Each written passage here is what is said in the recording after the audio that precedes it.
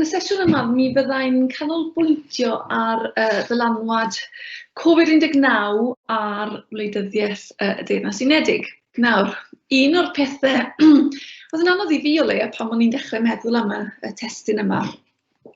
O ddweud ble mae dechrau oherwydd mae Covid-19 wedi cael cymaint o ddylanwad ar ein bywydau ni, wrth gwrs, ond hefyd ar ein gwleidyddiaeth ni.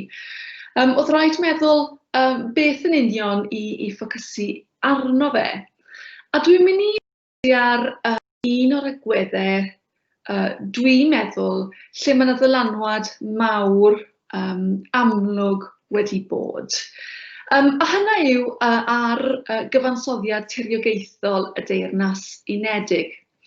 Nawr pan bod ni'n sôn am gyfansoddiad tiriogaethol, beth dwi'n meddwl, achos yn amlwg does gyda ni yn y Deyrnas Unedig ddim cyfansoddiad ysgrifenedig, fel sydd yn y mwyafrif o wladwriaethau. Ond beth sydd gyda ni yw nifer o ddeddfwriaethau, o arferion sydd yn rhoi strwythyr i'n gwleidyddiaeth ni, sy'n siapio'r ffordd mae gwleidyddiaeth yn digwydd, a dyma yw yr equivalent I gyfansoddiad yn y cyd-destun Prydeinig. A pan dwi'n sôn am y cyfansoddiad tiriogaethol, dwi'n sôn am y trefniadau llywodraethol sy'n arwain at rannu pŵer yn hytrach na'i grynhoi fe mewn sefydliadau canolog. So ni'n siarad beth I rhannu pŵer ar draws y Deyrnas Unedig. Ac wrth gwrs, y prif ffordd o wneud hynny yw drwy'r ddeddfwriaeth sy'n cael ei adnabod fel ddeddfwriaeth datganoli, a ddeddfwriaeth ers 1998 sydd wedi creu sefydliadau gwleidyddol newydd yn yr Alban, yng Ngogledd Iwerddon a Cymru. A mae'r ddeddfwriaeth yma'n rhoi i'r sefydliadau rhanbarthol yma pwerau dros bolisïau, a oedd gynt wedi lleoli yn y canol, hynny yw yn San Steffan, yn polisïo dan gyfrifoldeb y Llywodraeth Brydeinig. Ac ar y pryd, tua diwedd y 90au, roedd datganoli yn ateb I gwestiwn oedd bod yn gynyddol bwysig mewn gwleidyddiaeth Brydeinig, sef yn ble ddyle pŵer y Llywodraeth I orwedd. Ymharan o'r diriogaeth, ymharan o'r wladwriaeth, ddylse'r pŵer yma, yr awdurdod gwleidyddol yma I gael ei leoli. A beth dwi am wneud yn y sesiwn yma yw ystyried sut mae dylanwad, neu pa ddylanwad mae Covid-19 wedi gael ar y cwestiwn yma o ble ddyle pŵer y Llywodraeth orwedd. So dyna dwi'n mynd I ffocysu arno. Nawr cyn symud ymlaen I ystyried dylanwad penodol Covid-19, mae angen dechrau trwy roi ychydig bach o gyd-destun i'r crisis yma dyn ni wedi byw drwyddi yn ystod y misoedd diwethaf yma. Achos un peth pwysig I nodi I ddechrau, bod datganoli wedi digwydd yn 1998 a bod y sefydliadau rhanbarthol yma wedi dechrau gweithio yn 1999, ers hynny, mae nifer o ddatblygiadau pwysig wedi digwydd mewn datganoli sydd wedi cynyddu pwerau'r sefydliadau datganoledig mewn ffordd raddol a thameidiog.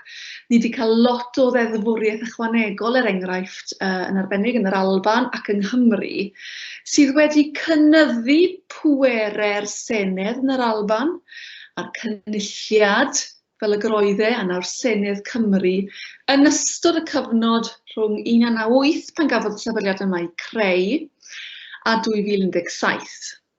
Felly, bod datganoli wedi bod yn newid pwysig yng nghyfansoddiad tiriogaethol y Deyrnas Unedig, doedd ddim yn un newid isolated, roedd yn hytrach yn dechrau broses o symud pŵer gwleidyddol o'r canol i'r rhanbarthau yma, ac yn arbennig i'r Senedd yn yr Alban ac i'r Senedd yng Nghymru. Ar yr un pryd, un o'r pethau ni wedi gweld yw bod cysylltiadau rhynglywodraethol wedi dod yn elfen bwysig o sut mae'r berthynas rhwng y Llywodraeth yn ganolog a'r sefydliadau rhanbarthol yma'n gweithio. Felly, mae angen meddwl am y berthynas rhwng Llywodraeth y Deyrnas Unedig a'r sefydliadau datganoledig, a sut mae hwn wedi gweithio ers neu yng nghyfnod datganoli. Ac un beth sydd ddiddorol i nodi, eto fel cyd-destun, yw yn ffurfiol ychydig iawn o gysylltiadau sydd wedi bod. Bod yna rhai pwyllgorau ffurfiol wedi cael eu sefydlu ar gyfer trafod, ar gyfer cyfnewid barn a thrafod polisi a cydlynu polisïau. Ychydig iawn mae'r pwyllgorau ffurfiol yma wedi cael eu defnyddio. Beth sydd wedi digwydd ar y cyfan yw bod perthnasau wedi bod yn rhai ad hoc, hynny yw yn digwydd pan bod angen siarad, bod yna sgwrs yn digwydd, bod nhw fel arfer yn gysylltiadau anffurfiol, hynny yw eto dim trwy ryw committees na ryw sianeli ffurfiol, ond yn hytrach yn digwydd trwy falle galwadau ffôn, cysylltiadau personol. A hefyd bod cysylltiadau rhynglywodraethol ar y cyfan wedi bod yn ddwy ochrog, hynny yw rhwng un senedd neu rhwng un sefydliad datganoledig a'r canol, yn hytrach na dod â pawb at ei gilydd. So'r holl sefydliad datganoledig ar yr un pryd gyda Llywodraeth y Deyrnas Unedig.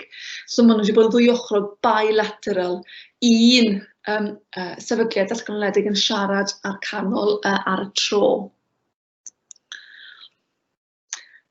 A un peth arall pwysig i nodi o ran y fath o gysylltiadau gwleidyddol ni wedi gweld datganoledig yw bod ni wedi gweld datblygiadau gwleidyddol pwysig o ran y pleidiau sydd mewn pŵer ar gwahanol lefelau o lywodraeth. Wrth gwrs, ni wedi gweld Llywodraeth yr SNP yn yr Alban ers 2007. A mae hyn wedi bod bwysig oherwydd gyda'r blaid newydd yma yn dod i lywodraeth, ni hefyd wedi gweld issues newydd yn cael ei roi ar yr agenda wleidyddol. Ac wrth gwrs, yr SNP yn benodol wedi gwthio ag annibyniaeth ac wedi llwyddo i gynnal referendwm ar annibyniaeth yn 2017. Y newid pleidiol yna'n bwysig oherwydd y tensiynau sydd wedi codi o hynna o ran y blaenoriaethau gwleidyddol gwahanol yn yr Alban ac yn San Steffan. Wrth gwrs, yng Nghymru, dyn ni wedi gweld y blaid lafur yn domiwnyddu Gwleidyddiaeth Cymru yn ystod y cyfnod datganoledig. Ond mae yna newidiadau wedi bod ar lefel ganolog, pwy yw'r blaid yn Llywodraeth yn San Steffan, ac yn arbennig wrth i'r ceidwadwyr i gael ei ethol i Lywodraeth o 2015 ymlaen. Ni wedi gweld eto yng Nghymru bod yna bleidiau gwleidyddol gwahanol ar gwahanol lefelau o lywodraeth, y blaid lafur yng Nghymru, ond wedyn y ceidwadwyr yn San Steffan yn Llywodraeth Brydeinig ers 2015. Ac eto, o ran cysylltiadau rhynglywodraethol, mae hyn wedi newid natur y cysylltiadau. O'n i'n gweud yn gynt bod cysylltiadau rhynglywodraethol ar y cyfan wedi bod yn rhoi ad hoc, anffurfiol.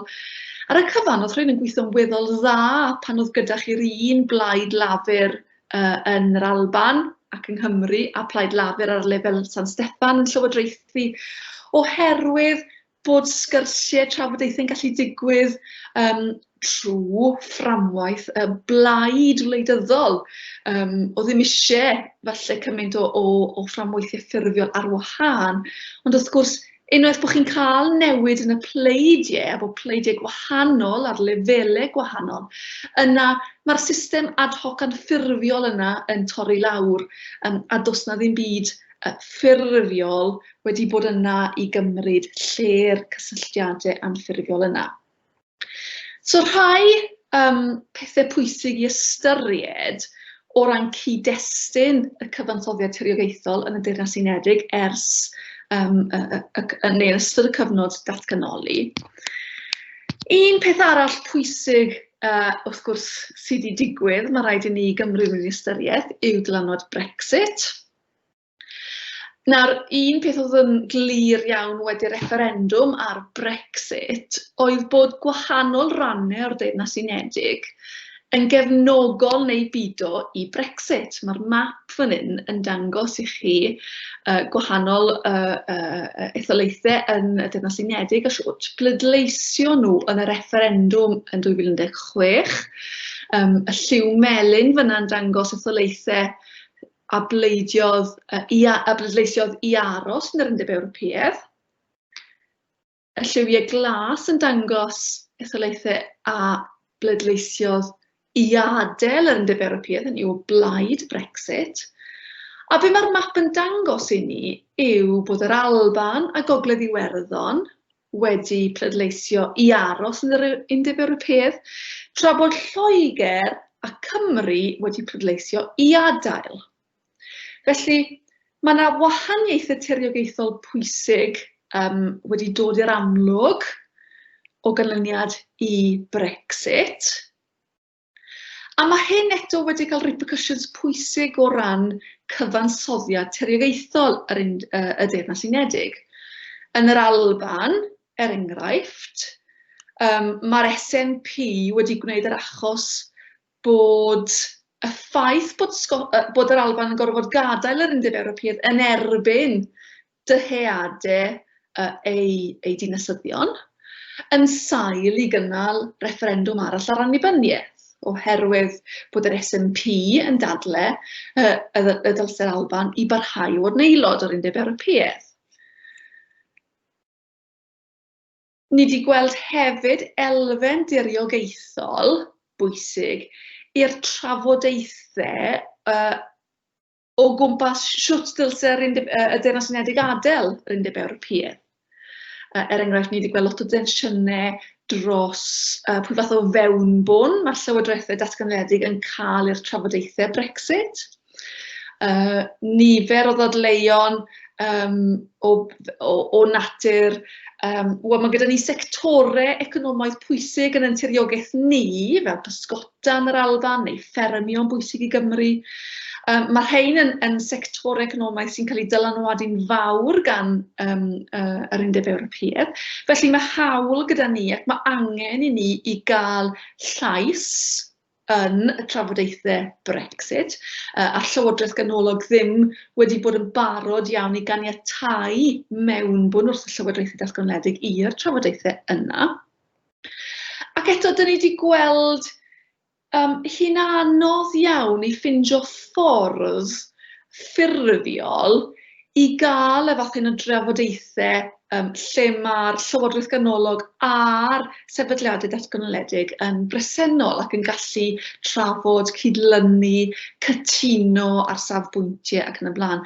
Ychydig mwy o ddefnydd o bwyllgorau ffurfiol rhynglywodraethol, ond ar y cyfan, gwahanol bobl sydd wedi bod yn rhan o'r cyfarfodydd hyn wedi cydnabod na bod nhw ddim wedi bod yn effeithiol iawn o ran eto dod mewn â gwahanol bersbectifau o gwahanol rannau o'r Deyrnas Unedig mewn i'r trafodaethau Brexit. Ac wrth gwrs o ran Gogledd Iwerddon, a dylanwad Brexit ar ôl Gogledd Iwerddon mewn trafodaethau Brexit, mae'n bwysig nodi am lot o'r cyfnod y blynyddoedd diwethaf yma, does na ddim llywodraeth wedi bod yng Ngogledd Iwerddon. Mi chwalwyd y lywodraeth ddatganoledig yng Ngogledd Iwerddon yn Ionawr 2017 ac mae wedi bod yn anodd iawn ailffurfio llywodraeth. Felly mae'n golygu bod un rhan o'r Deyrnas Unedig, sef Gogledd Iwerddon, ddim wedi cael unrhyw fewnbwn o gwbl mewn i'r trafodaethau Brexit, oherwydd doedd na neb i gynrychioli'r diriogaeth honno. Ac wrth gwrs hefyd, un o'r issues mawr wedi bod trwy gydol y cyfnod Brexit yw natur y ffin gyda Iwerddon. Ac I ba raddau mae'n bosib osgoi ffin galed rhwng Gogledd Iwerddon a Iwerddon. Ffin galed yn yr ystyr bod na border checks, bod chi'n gorfod stopio, cael eich checio cyn bod chi'n gallu croesi o un ochr y llall ac yn y blaen bod na ddim ymwneud economaidd neu bod ymwneud economaidd yn fwy caled oherwydd bod chi'n cael customs checks ac yn y blaen. Hwna wedi bod yn un o'r issues mawr drwy gydol y trafodaethau Brexit. Felly, dwi moyn rhoi y cyd-destun yma I chi mwyn dangos yn gyntaf fod gwleidyddiaeth diriogaethol a cyfansoddiad tiriogaethol y Deyrnas Unedig wedi bod yn problematic ers nifer o flynyddoedd. Doedd datganoli ddim wedi solfo'r issues tiriogaethol yma, o ran siwt oedd llywodraeth neu pŵer awdurdodol yn cael ei rannu o fewn y Deyrnas Unedig. Nifer o issues wedi parhau ers datganoli. A mae hynna bwysig pan mynd ni'n symud mlaen nawr I ystyried dylanwad Covid-19, oherwydd gewn ni weld I ba raddau mae rhai o'r issues yma wedi dod yn fwy amlwg neu bido yn y flwyddyn ddiwetha yma. Felly, diolch I fi ofyn cwestiwn I chi ar y pwynt yma. Ydych chi'n meddwl bod Covid-19 wedi cynyddu neu lleihau'r straen ar gyfansoddiad tiriogaethol y Deyrnas Unedig?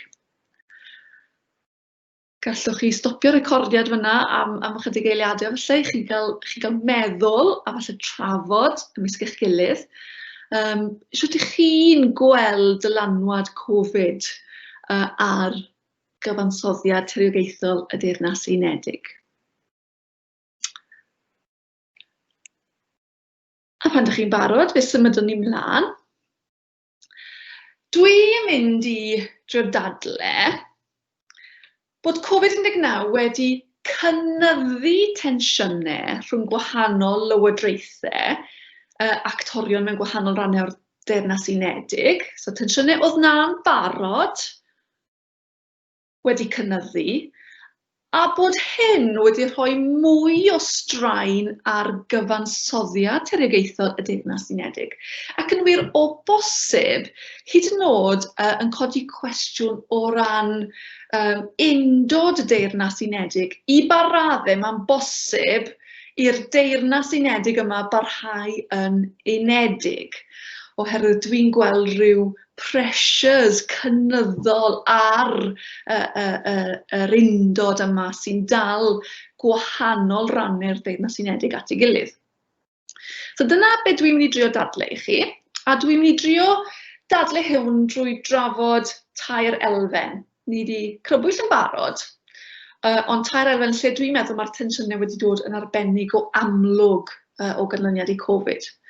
Gyntaf gyd, o ran dylanwad ar cysylltiadau rhynglywodraethol.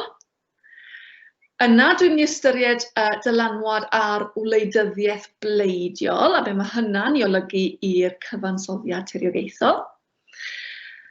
A wedyn, dwi moyn siarad am Loegr, achos pan mynd ni'n siarad am ddatganoli, a pan dwi wedi sôn am ddatganoli hyd yma, dwi wedi bod yn cyfeirio at yr Alban ac at Gymru ac at Ogledd Iwerddon, oherwydd dyna'r dair rhan o'r Deyrnas Unedig. Dyn ni'n dueddu feddwl amdano nhw pan ni'n siarad am ddatganoli a gwleidyddiaeth diriogaethol yn y Deyrnas Unedig. Ond dwi'n meddwl bod Covid wedi awgrymu bod rhai pethau diddorol hefyd yn digwydd yn Lloegr sydd angen I ni I ystyried. So, gadewch chi fynd trwy'r dair elfen yma, un ar y tro I ystyried sut mae Covid-19 wedi dylanwadu arnyn nhw. Cysylltiadau rhynglywodraethol I ddechrau. Nawr, o'n i'n dweud yn gynt bod cysylltiadau rhynglwywodraethol, hynny yw, y cysylltiadau yma rhwng y Llywodraeth yn Brydeinig yn San Steffan a'r Llywodraethau yn yr Alban, Gogledd Iwerddon, yng Nghymru, bod y cysylltiadau yma ddim wedi gweithio'n dda iawn ers creu datganoli. Ac yn wir, be ni wedi gweld yng nghyfnod Covid yw eto bod problemau wedi bod o ran cydlynu a thrafod rhwng y gwahanol lywodraethau yma ar wahanol lefelau o lywodraeth. Ychydig iawn o ddefnydd sydd wedi cael ei wneud o strwythurau ffurfiol, so'r pwysgorau ffurfiol yma sydd yn bodoli ar gyfer pawb at ei gilydd, dyn nhw ddim wedi cael ei defnyddio, lot fawr o gwbl.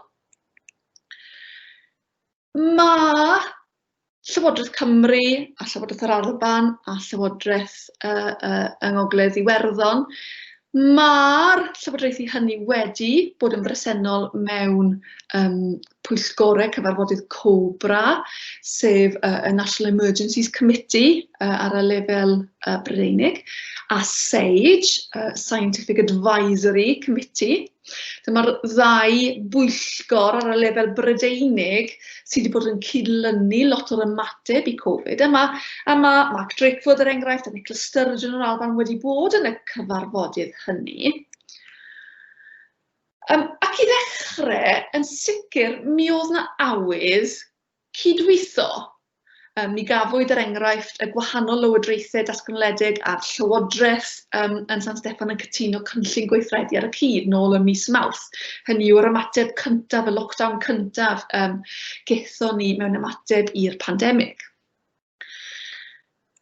Ond, wrth i'r pandemig fynd yn ei flaen, be ni wedi gweld yn gynyddol yn digwydd ac yn arbennig wrth i wahanol lywodraethau drio cynllunio ffordd allan o'r gwahanol lockdowns, bod wedi bod yn gynyddol anodd cytuno ar ymateb pedair cenedl. Hynny yw, lle mae'r bedair genedl yn gwneud yr un peth.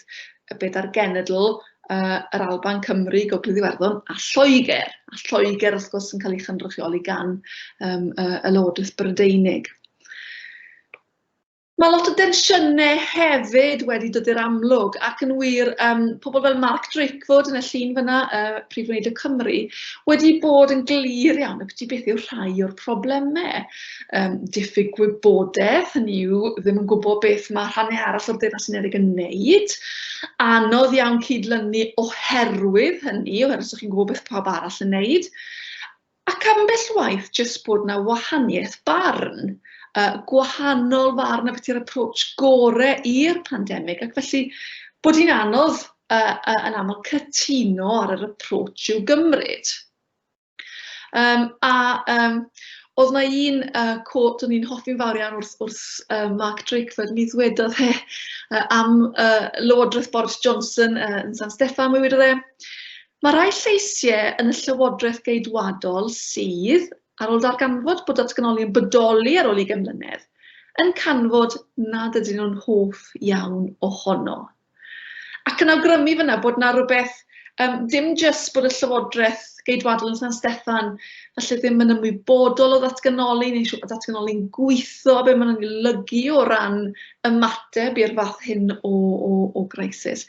Ond hefyd bod yna elfen ideolegol fan hyn, bod nhw ddim yn hoffi datganoli, bod nhw ddim yn rhywbeth maen nhw'n i gefnogi mewn egwyddor sydd yn ddiddorol iawn. Felly, o ran cysylltiadau rhynglywodraethol, mae gweld i fi bod Covid wedi gwneud hi'n glir beth yw rhai o'r problemau a'r tensiynau sydd wastad wedi bod yna yn y cyfnod ers cyflwyniad datganoli 98, ond bod y problemau a'r tensiynau yma wedi dod yn fwy amlwg yn ystod cyfnod y pandemig, ac wir yn dangos i ni pa mor dysfunctional bron mae'r system o gysylltiadau rhynglywodraethol, bod nhw ddim wir yn bodoli a bod hynny fodd bynnag yn elfen holl bwysig o wleidyddiaeth mewn gwladwriaeth lle mae pŵer wedi cael ei rannu ar draws y diriogaeth. Felly'r pwynt gyntaf y ddadl I fi yw bod cysylltiadau rhyngwladolaethol wedi cael ei dangos fel rhai sydd yn not fit for purpose, os liciwch chi, bod nhw ddim yn gweithio, bod nhw ddim yn bodoli a felly ddim yn gweithio yn ddigon da. Yr ail elfen I fi sy'n bwysig yw sut mae Covid-19 wedi dylanwadu ar wleidyddiaeth bleidiol, a be mae hyn yn ei olygu o ran gwleidyddiaeth y Deyrnas Unedig.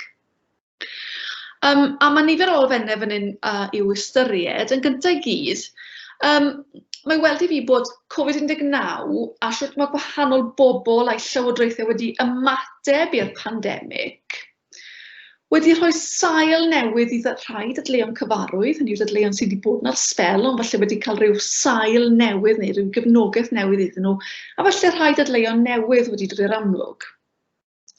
Gyda chi drio esbonio beth dwi'n olygu wrth hyn. Yn yr Alban, enghraifft, ni'n gwybod bod yr SNP o blaid annibyniaeth mewn egwyddor, ond hefyd bod hwn yn isiw mae hi wedi pwysio ers iddi gyrraedd llywodraeth yn 2007. Ni'n gwybod bod hi wedi Brexit wedi trio cyflwyno'r achos am ail referendwm o blaid annibyniaeth. A be dyn ni wedi gweld yn ddiweddar yw bod yr SNP yn gynyddol cysylltu'r ddadl o blaid annibyniaeth gyda dylanwad y pandemig yn yr Alban. Ac mi oedd Nicola Sturgeon rhyw bythefnos nôl yng nghenhadledd flynyddol yr SNP, mi oedd hi'n gwneud y pwynt hyn yn explicit. Mi oedd hi'n dweud, does na lot o bobl yn yr Alban, fydde eisiau bod Boris Johnson a San Steffan wedi cael mwy o reolaeth dros yr ymateb I Covid. A'r implication fanna yw bod nhw wedi gwneud job mor wael, fyddwch chi ddim yn moyn iddyn nhw fod wedi gallu cael mwy o ddylanwad ar sut I ni yn yr Alban wedi ymateb i'r pandemig. Ac yna fe ath I mlaen I ddweud bod angen annibyniaeth ar gyfer ail-adeiladu a taclo'r anghyfartaleddau sydd wedi dod i'r amlwg yn ystod y pandemig. Hynny yw, mae'r pandemig wedi dangos I ni bod yna broblemau gyda ni fan hyn yn yr Alban, allwn ni ond I taclo nhw os oes gyda ni reolaeth lawn, os oes gyda ni sofraniaeth lawn dros yn gwleidyddiaeth ni, ac annibyniaeth yw'r unig ffordd I ni I allu wneud hynna. Felly, mae Covid-19 wedi rhoi sail newydd I hen ddadl yn yr Alban, sef dadl yr SNP o blaid annibyniaeth. Nawr, beth yw goblygiadau hyn? Wel, mae yna un dylanwad diddorol fi'n meddwl sydd potentially bwysig iawn o ran dyfodol ac wir undod y Deyrnas Unedig. Achos mae'n siŵr falle bod chi wedi gweld yn y newyddion, yn y papur newyddion, bod ni wedi gweld yn yr Alban yn ddiweddar ac yn wir dros cyfnod y pandemig fod y gefnogaeth o blaid annibyniaeth yn yr Alban wedi cynyddu. Ac am y tro cyntaf bod ni wedi gweld yn gyson mwyafrif o bobl yn yr Alban yn gefnogol I annibyniaeth. Mae'r graff fan hyn, mae'n crynhoi data poll opinion wrth y cwmni YouGov, a mae'n dangos yn glir beth yw'r trend fan hyn o blaid cefnogaeth, o blaid ac yn erbyn annibyniaeth. Ac os edrychwch chi ar ddiwedd y graff yna ar yr ochr dde fyna, y linell biws sy'n cynrychioli ie I annibyniaeth, bod honno am y tro cyntaf am gyfnod cyson o bron I flwyddyn yn uwch na'r gefnogaeth I na, hynny yw y gefnogaeth I aros yn rhan o'r Deyrnas Unedig. Ac eto mae hwnna'n bwysig oherwydd mae'n awgrymu bod yna shifft bwysig yn digwydd, wedi digwydd yn yr Alban o ran y ffordd mae dinasyddion yn yr Alban yn gweld perthynas yr Alban a'r Deyrnas Unedig. Ac yn rhoi sail i'r SNP barhau i fyny ail referendwm ar yr annibyniaeth. Achos mae Nicholas Sturgeon hefyd wedi gwneud yn glir na fydd hi'n mynd am ail referendwm, ond i bai bod hi'n weddol sicr a bydd hi'n ennill e. Felly'n dylanwad ddiddorol fyna o ran gwleidyddiaeth yr Alban. Ond mae rai pethau hefyd diddorol, dwi'n meddwl, yn digwydd yng Nghymru. Rhai pethau sydd wedi dod yn fwy amlwg yn ystod cyfnod y pandemig, dwi'n meddwl. A mae hynny i wneud hefyd â statws Cymru yn y Deyrnas Unedig. Nawr, mae Plaid Cymru ers nifer o flynyddoedd wedi bod yn blaid o blaid annibyniaeth i Gymru. Mae rhai pleidiau eraill hefyd, pleidiau grwpiau mudiadau cymdeithasol fel Yes Cymru hefyd, wedi bodoli i ymgyrchu dros annibyniaeth. Beth sy'n ddiddorol, dwi'n meddwl, yn y cyfnod mwyaf diweddar yma, yw bod ni wedi gweld lot fwy o siarad am annibyniaeth, fwy o fobileiddio, yn arbennig er enghraifft ar y cyfryngau cymdeithasol. Mae aelodaeth mudiadau fel Yes Cymru a All Under One Banner wedi cynyddu yn ddramatig yn ystod y misoedd diwethaf yma. A lot o bobl yn cyfiawnhau'r gefnogaeth newydd yma i annibyniaeth oherwydd yr hyn maen nhw wedi weld yn digwydd yn ystod y pandemig. Ymateb y Llywodraeth yn San Steffan er enghraifft, arweinyddiaeth Boris Johnson i rai, y ffordd mae'r setliad datganoledig ddim wedi bod yn effeithiol o ran delio'r pandemig, lot o wahanol resymau fyna, ond i nifer yn rhoi sail i gefnogi'r syniad o Gymru annibynnol. Nawr, mae hwnna'n un ochr i'r sbectrwm, ond hefyd, mae'n ochr arall i'r sbectrwm dwi'n meddwl, achos dyn ni hefyd yn gweld rhai eraill yn mynd i'r cyfeiriad gwahanol. Pobl eraill wedi dod i sylweddoli yn ystod y pandemig sut mae datganoli'n gweithio o ran bod Cymru a chyfrifoldeb am bolisi iechyd ac yn y blaen, ac gyda chyfrifoldeb am nifer o elfennau'r ffordd yn ni'n ymateb i'r pandemig.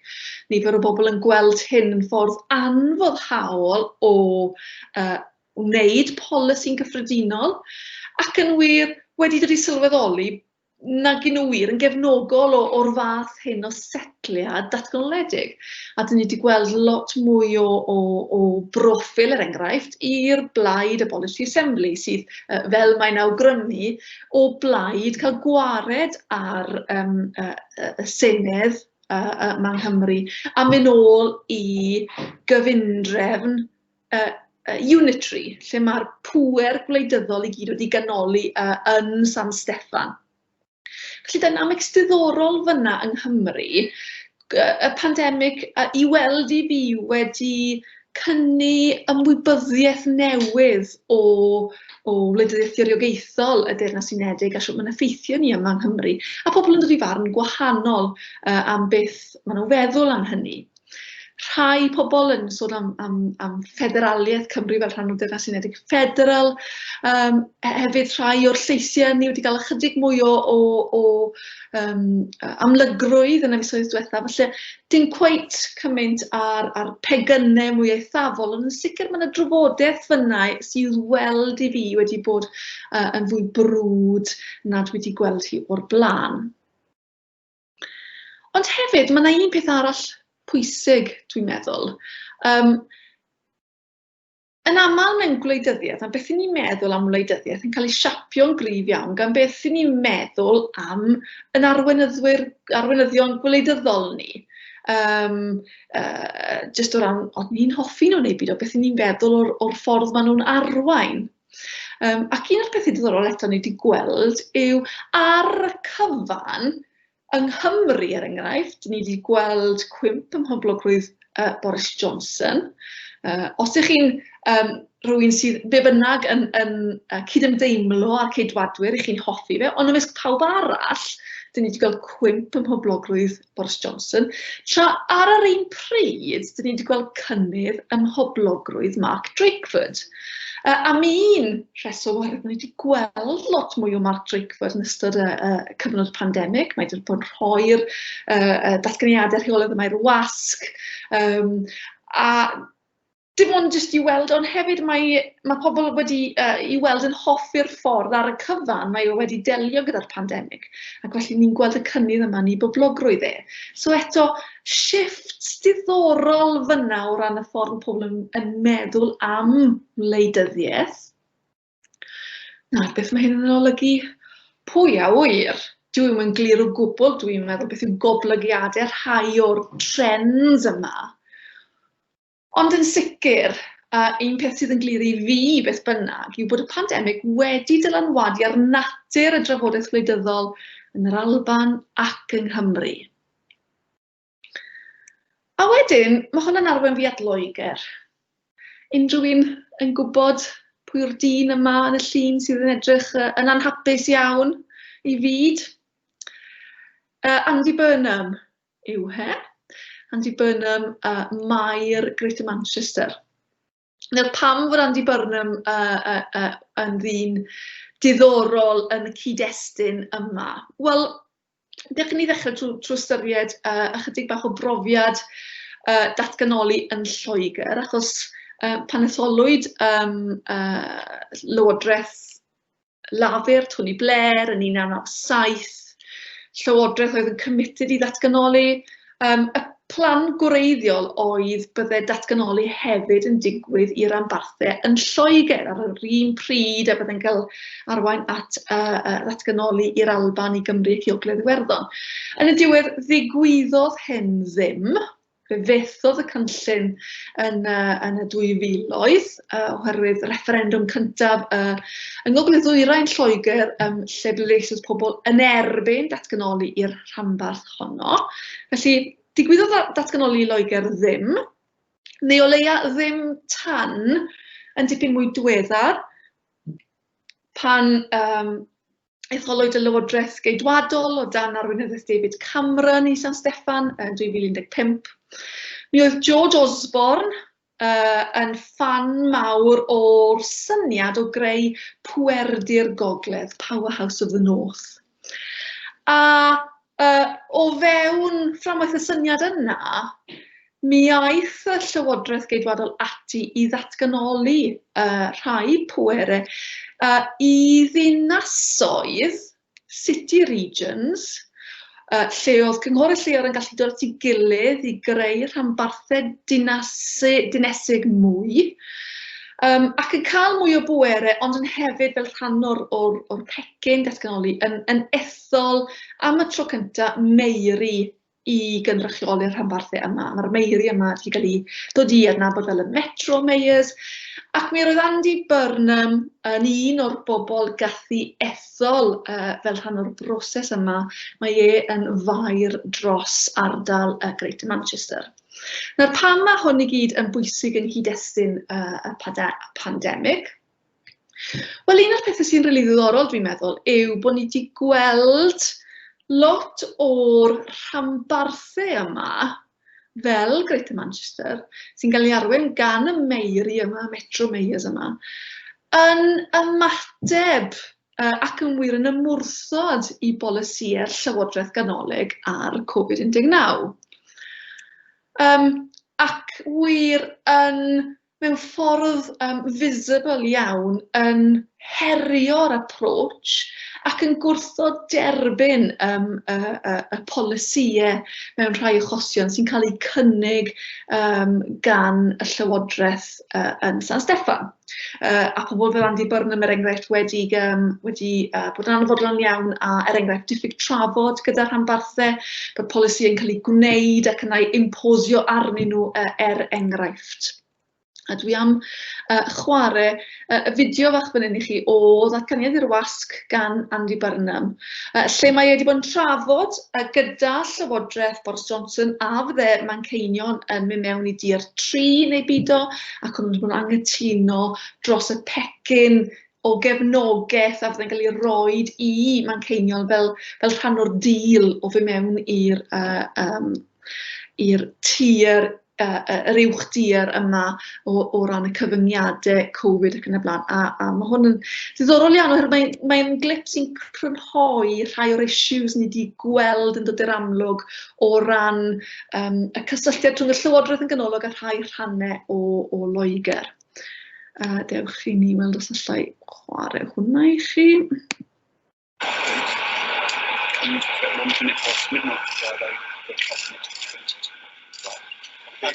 Same thing. Yeah. Shall I? Right. It's going to come into effect on Friday, at 1 minute past midnight on Friday. This is what's been said to MPs. It's going to be £20 million only, and they are going to try and pick off individual councils.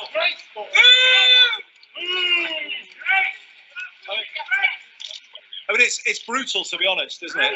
This is no way to run the country in a national crisis. It isn't. This is not right. They should not be doing this, grinding people down, trying to accept the least that they can get away with. £22 million to fight the situation that we are in is frankly disgraceful. Clip gwych, dwi'n meddwl, sy'n crynhoi eto, fel ni'n gweud, rhai o'r issues yma sydd wedi dod i'r amlwg yn Lloegr. A Burnham arbennig wedi bod yn effeithiol iawn yn fframio'r tensiynau yma fel tensiynau sydd yn pitio'r gogledd yn erbyn y de, cyhyddo Boris Johnson o esgeuluso y gogledd ac edrych ar ôl i y de, Llundain ac yn y blaen, trin nhw mewn ffordd wahanol.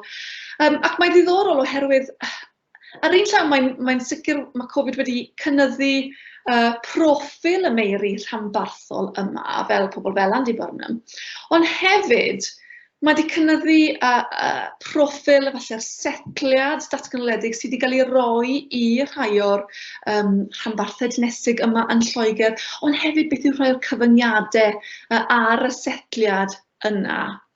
Ac eto yn dangos ni rhai o'r tensiynau tiriogaethol fyna yn Lloegr sydd ddim, dwi'n meddwl, wedi bod mor amlwg falle yn y blynyddoedd cyn hyn. So dewch i fi drio crynhoi chydig bach fyna te. Yn ble ddyle pŵer y Llywodraeth Orwedd? Mae hwn yn gwestiwn holl bwysig mewn gwleidyddiaeth gyfoes, yn arbennig yma yn y Deyrnas Unedig.